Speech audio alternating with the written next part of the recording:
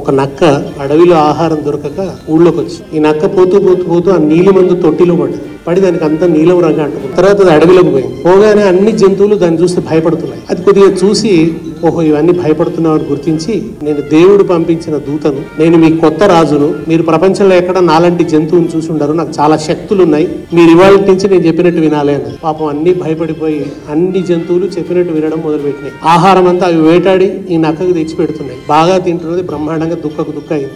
ఒకరోజు ఒక అర్జెంట్ సమావేశం పెట్టింది నక్క. సభ మొదలైంది. నక్క ధారాళంగా ఉపన్యసిస్తున్నది, ఇష్టం వచ్చిన తిట్లు తిడుతున్నది, దుర్మార్గమైన మాటలన్నీ మాట్లాడుతుంది. ఈలోపు భగవంతుడి దయ వల్ల వాన పడడం మొదలైంది. వర్షం పడడం మొదలయ్యి నక్క మీద నీళ్లు పడుతున్న కొద్దీ మెల్లగా మెల్లగా మెల్లగా మెల్లగా ఆ నీలి రంగు కరిగిపోవడం ప్రారంభమైంది. నీలి రంగు కరిగిపోగానే అసలు నక్క స్వరూపం బయటపడ్డది. జంతువులందరికీ పట్టరాని కోపం వచ్చింది. తర్వాత ఏం జరిగిందో నేను చెప్పనక్కర్లేదు.